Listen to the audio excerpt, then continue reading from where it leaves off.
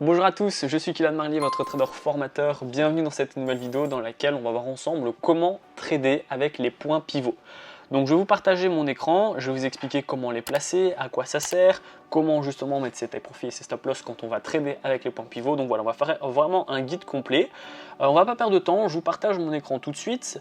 Je suis sur la plateforme TradingView, donc voilà, j'aime bien changer de temps en temps pour pas toujours vous montrer la même plateforme. Très bien aussi, TradingView, Station 5, etc. Vous connaissez maintenant.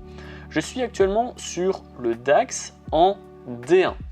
Donc là, ce que j'ai envie de faire, ça va être de mettre mes points pivots en fait, tout simplement, parce que voilà, on est sur des plus hauts historiques, j'ai pas vraiment de recul pour voir quelles sont les prochaines résistances, et du coup j'ai besoin d'un indicateur qui va me dire, justement voilà, là ça va être le prochain objectif des prix. Donc je vais aller ici sur les indicateurs qui est juste ici, et je vais aller mettre point pivot, juste ici. Donc là, on a, je pense que c'est en anglais, il faut que je mette le S, voilà, point, c'est les points pivots standard. J'appuie sur la petite croix et là, je vais avoir plein de petites droites orange.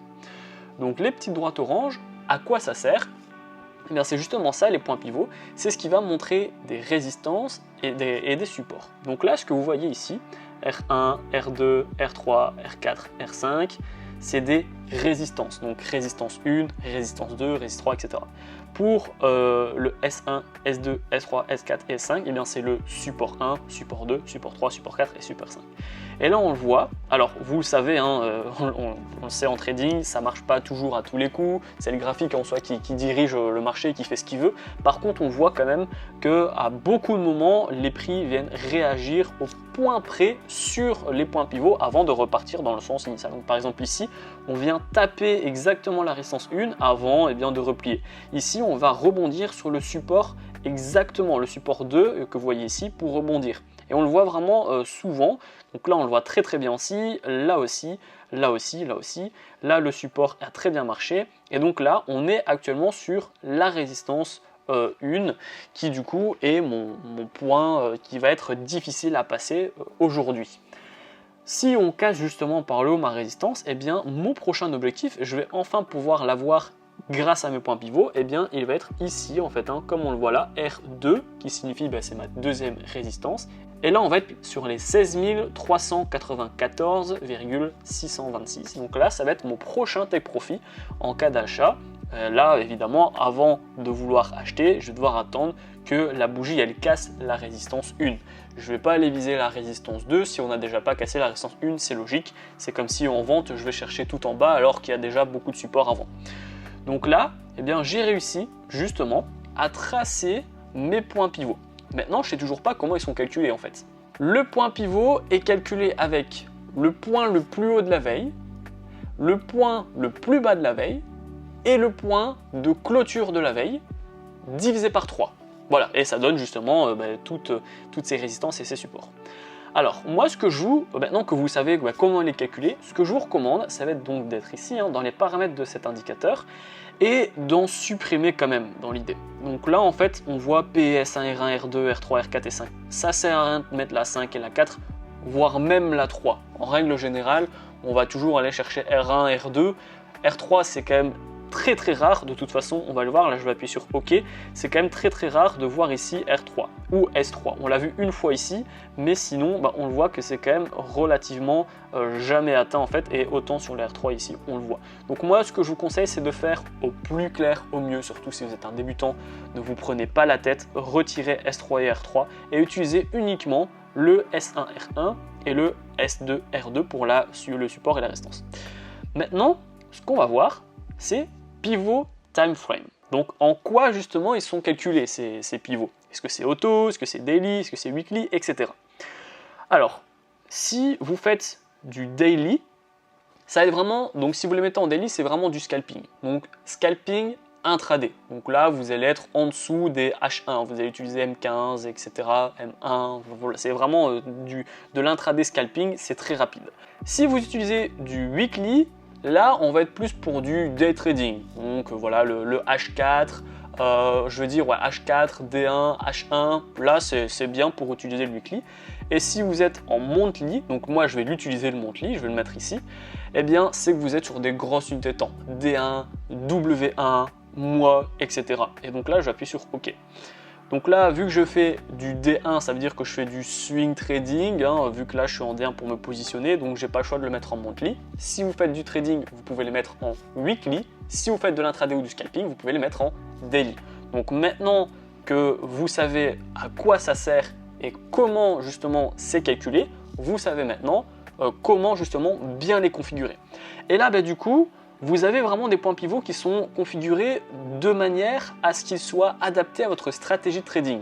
Ça sert à rien de mettre des pivots en daily si vous êtes dans des grosses unités de temps, évidemment. Et là, maintenant que j'ai des bons points pivots, que je suis certain que c'est adapté à ma stratégie et à mes objectifs, eh bien, je vais avoir mes objectifs de gain que je n'avais pas. Si je retire les points pivots, je n'ai aucune idée de quel sera le prochain objectif. Et là, maintenant que je les ai, je vais pouvoir viser mon take profit qui est juste ici. En cas, et là je vais vous donner justement mon analyse, en cas de cassure et de clôture par le haut de la résistance 1, donc des 16 040, donc si on casse et on clôture au-dessus des 16 040, je vais acheter et je vais viser ici les R2, donc ma prochaine résistance en fait tout simplement, qui sera à 16 393, là autour. Je vais même dire 16 300, 16 400, voilà, 90, 400, là autour. Et mon stop loss, eh bien, je vais le mettre relativement bas en fait, dans l'idée où si je le mets juste ici, eh bien, j'aurai un très bon ratio. Et si on touche mon stop loss, ça veut dire qu'on aura recassé par le bas. Ma résistance ici deviendra un support si on clôture par le haut. Et donc, si on casse par le bas mon support, là, les vendeurs ils vont rentrer en masse et on ne sera plus forcément acheteur. Donc pour être un peu plus précis, je vais aller cliquer sur cet indicateur pour cliquer sur longue position. Longue achat, short c'est vente. Donc là, je vais cliquer sur longue. Je vais cliquer sur mon point d'entrée potentiel qui serait ici. Je vais zoomer pour être un peu plus précis.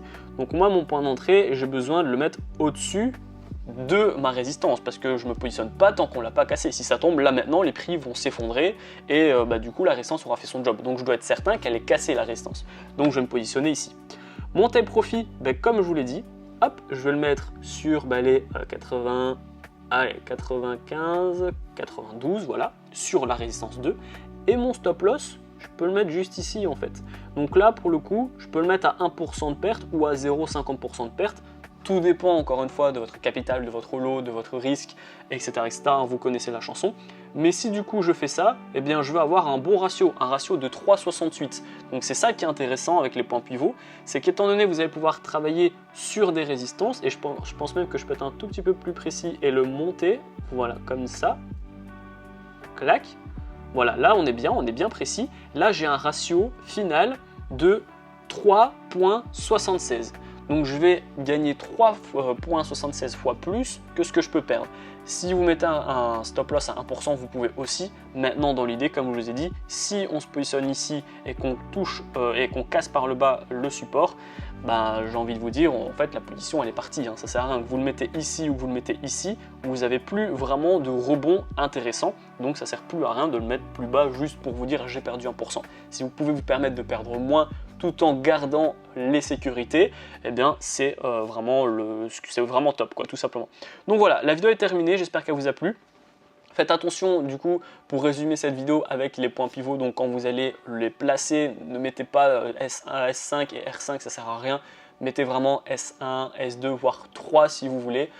Comme je vous l'ai dit, là ici je suis à R2, S2 maximum et c'est très bien, j'ai pas besoin de plus, surtout que je suis en daily. Si vous êtes dans des unités de temps beaucoup plus petites, pourquoi pas, vous pouvez mettre R3, mais comme je l'ai dit, R4, R5 ça sert pas à grand chose, donc comme ça vous cleanez vraiment votre graphique, vous n'avez pas des trucs qui servent à rien.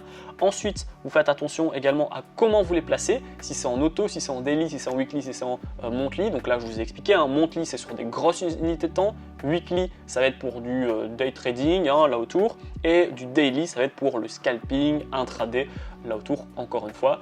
Et ensuite voilà, vous êtes parti, mettez bien les take profits sur les R1 ou les S1 etc. Mettez bien votre stop loss au-dessus d'une résistance ou en dessous d'un support en fonction de si vous êtes en achat ou en vente pour protéger justement votre stop loss. Et puis là vous êtes OK, vous attendez la configuration, vous attendez là comme par exemple ici j'ai pas le choix d'attendre. Si vous pouvez rentrer tout de suite, vous rentrez tout de suite et ensuite il n'y a plus qu'à attendre, tout est configuré et vous êtes prêt pour faire des gains ou faire des pertes, mais vous le serez assez rapidement. Dites-moi en commentaire si vous utilisez justement les points pivots, je serais ravi d'avoir votre retour dans l'espace commentaire. Si vous voulez que je vous invite encore une fois à analyser avec un indicateur particulier ou une stratégie en particulier, eh bien dites-le moi en commentaire, je serais ravi de faire ce guide complet. Si vous avez encore des difficultés avec le trading, les indicateurs, etc., pas de panique, vous allez retrouver dans la description ma formation offerte afin de faire vos premiers pas, vos premiers gains dans le monde du trading. Donc comme ici, je vais vous donner des brokers qui sont safe, des stratégies pour les débutants, mais également des indicateurs que vous allez pouvoir utiliser qui est super facile pour les débutants également. Ensuite, je vais vous montrer comment j'ai fait mes premiers 1000 € par mois avec le trading pour que vous puissiez faire exactement la même chose et voilà, peaufiner un peu ma stratégie en fonction de votre profil d'investisseur.